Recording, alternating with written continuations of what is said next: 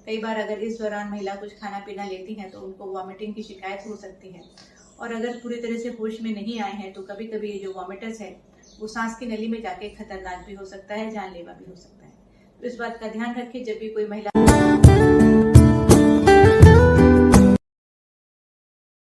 Hello friends, नमस्कार। कैसे हैं आप सब? मैं उम्मीद करती हूँ आप सब बहुत अच्छे हैं और अपनी सेहत का पूरा ध्यान रख रहे हैं। उजस हेल्थ केयर में मैं हूँ डॉक्टर सोनल। मेरी कोशिश होती है कुछ ऐसे छोटे और सिंपल हेल्थ टिप्स आपके साथ शेयर कर सकूं जिससे आप अपनी हेल्थ का बेहतर ध्यान रख सकें, क्योंकि जान है तो जहान है। और आज का टॉपिक बहुत ही रेलेवेंट होने वाला है, क्योंकि आज हम बात करने वाले हैं अबॉर्शंस के बारे में। किसी भी प्रेगनेंसी में अबॉर्शंस क्यों होते हैं और अबॉर्शंस के बाद किसी भी महिला को देखभाल के लिए किन बातों का ध्यान रखने की जरूरत होती है, कौन कौन से किस्म के अबॉर्शंस होते हैं और कौन कौन से सवाल होते हैं जो किसी भी महिला को जो किसी भी वजह से अबॉर्शन के थ्रू गुजरी है उसके दिमाग में कौन कौन से सवाल आते हैं और उनके लिए क्या समाधान होने चाहिए, इस सब के बारे में आज हम बात करने वाले हैं। वीडियो को एंड तक जरूर देखिएगा। अगर आपको अच्छा लगे तो लाइक और शेयर करना मत भूलिए, और अगर अभी तक आपने चैनल को सब्सक्राइब नहीं किया है तो जरूर इसे सब्सक्राइब कर दीजिए। तो आइए सबसे पहले बात करते हैं कि अबॉर्शन क्या होता है। कोई भी प्रेगनेंसी जब शुरू होती है और वो ग्रो करती है तो उसमें से तकरीबन 10 से 15% प्रेगनेंसीज ऐसी होती हैं जो किसी भी वजह से पूरे टाइम तक नहीं पहुंच पाती हैं।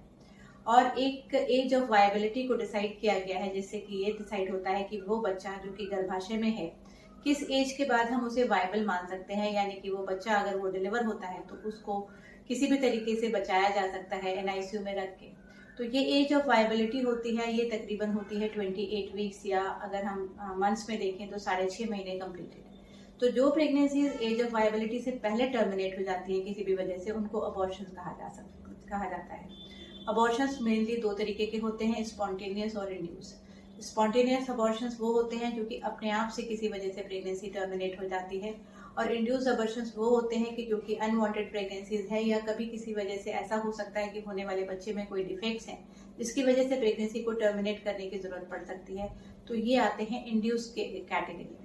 इसके अलावा अबॉर्शंस का एक और क्लासिफिकेशन हो सकता है जो कि डिपेंड करता है कि अबॉर्शन की ड्यूरेशन क्या है, प्रेगनेंसी की ड्यूरेशन क्या है।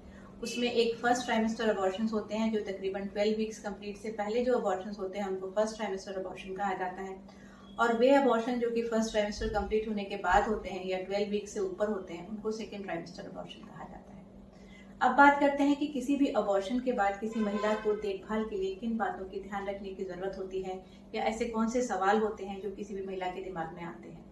बहुत बार महिलाएं जो कि अबॉर्शन का प्रोसेस के थ्रू गुजरती हैं या जिन्हें टीएनसी कराना पड़ता है या कभी कभी अपने आप स्पॉन्टेनियस अबॉर्शन हो जाता है, तो उनके दिमाग में बहुत सारे सवाल आते हैं कि हमें अपनी देखभाल के लिए, या परिवार में ये सवाल आता है कि ये जो महिला जिसको कि अबॉर्शन हुआ है उसकी देखभाल के लिए उन्हें किन बातों का ध्यान रखना है, खाने पीने में क्या ध्यान रखना है, ब्लीडिंग कितने दिनों तक चलेगी, सेक्सुअली एक्टिव वो कब तक हो सकती हैं, या अबॉर्शन के बाद वो नॉर्मल एक्टिविटीज कब तक चालू कर सकती हैं। ये सारे सवाल किसी भी महिला के दिमाग में आते हैं। सबसे पहला और सबसे ज़रूरी सवाल कि अबॉर्शन के बाद फिजिकल एक्टिविटी नॉर्मली कितने दिनों बाद शुरू कर सकते हैं। तो अगर अबॉर्शन फर्स्ट ट्राइमेस्टर अबॉर्शन है जिसमें कि गर्भाशय में जो शिशु है उसकी ड्यूरेशन 12 हफ्ते से कम है, तो ऐसे केसेस में अबॉर्शन के बाद 5 से 6 घंटे का रेस्ट आमतौर पर सफिशिएंट होता है अगर महिला अदरवाइज हेल्दी है।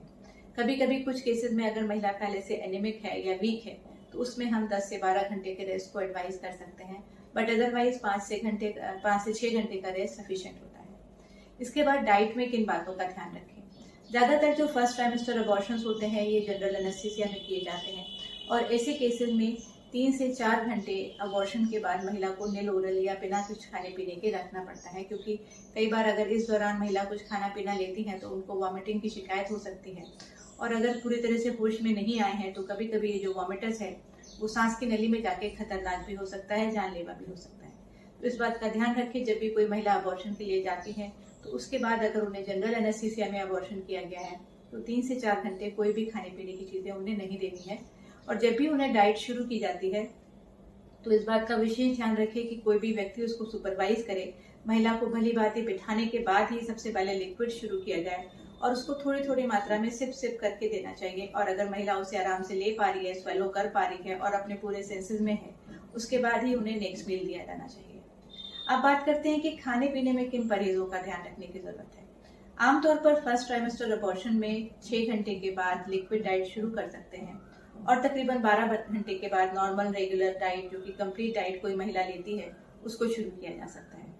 वहीं पर जो सेकेंड ट्राइमेस्टर अबॉर्शंस होते हैं, यानी कि 12 हफ्ते से ऊपर के अबॉर्शंस होते हैं, जो कि कुछ केसेस में अगर किसी गर्भवती महिला के गर्भ शिशु में कोई मेजर डिफेक्ट निकल के आते हैं लेवल 2 अल्ट्रासाउंड में या उससे पहले, तो ऐसे केसेस में कभी कभी अबॉर्शन की सलाह दी जाती है। तो ऐसे केसेस में जो अबॉर्शन का प्रोसेस होता है वो अलग होता है। ऐसी महिलाओं को लेबर इंड्यूस किया जाता है और बच्चा जो है वो नॉर्मल डिलीवरी की तरह वजाइनली डिलीवर होता है। तो ऐसे केसेस में समय ज़्यादा लगता है, कभी कभी 24 से लेकर 48 आवर्स तक का समय लगता है। पर इन महिलाओं को ज़्यादातर कोई एनेस्थीसिया देने की ज़रूरत नहीं पड़ती है, तो अपने ये लिक्विड और semi solid diet during the abortion के प्रोसेस और उसके तुरंत बाद ले सकती है। फिजिकल एक्टिविटी, कोई भी महिला सेकेंड ट्राइमेस्टर अबॉर्शन के बाद 1 से 2 दिन का रेस्ट जरूर रिकमेंडेड होता है, क्योंकि इसमें बच्चे का साइज बड़ा होता है, ब्लड लॉस ज़्यादा होता है, तो वीकनेस की प्रॉब्लम जरूर आती है। तो इसलिए ध्यान रखें कि 1 से 2 दिन के रेस्ट के बाद वो अपनी नॉर्मल एक्टिविटीज चालू कर सकती है। सेक्सुअल एक्टिविटी चालू करने के लिए जैसे ही कोई महिला सेक्सुअली फिजिकली अपने आप को फिट महसूस करती है, वो सेक्सुअल एक्टिविटी चालू कर सकती है। और एक बहुत इंपॉर्टेंट सवाल कि अबॉर्शन के बाद नेक्स्ट प्रेगनेंसी को कब प्लान करें, तो ये बात किसी भी महिला के लिए अलग अलग केसेस में अलग अलग हो सकती है। अगर कोई महिला प्रेगनेंसी चाह रही है या उसके जो अबॉर्शन थे वो स्पॉन्टेनियस अबॉर्शन थे, तो वो 1 से 2 महीने के बाद नेक्स्ट प्रेगनेंसी को प्लान कर सकते हैं। अगर किसी वजह से महिला का अबॉर्शन ऐसी वजह से हुआ है जैसे कि बार बार अबॉर्शन हो रहे हैं, तो ऐसे केसेस में जल्दी प्रेगनेंसी प्लान करना ज़्यादा अच्छा रहता है। जागरूक रहिए, स्वस्थ रहिए, और अगर वीडियो आपको अच्छा लगा है तो लाइक और शेयर करना मत भूलिए। धन्यवाद।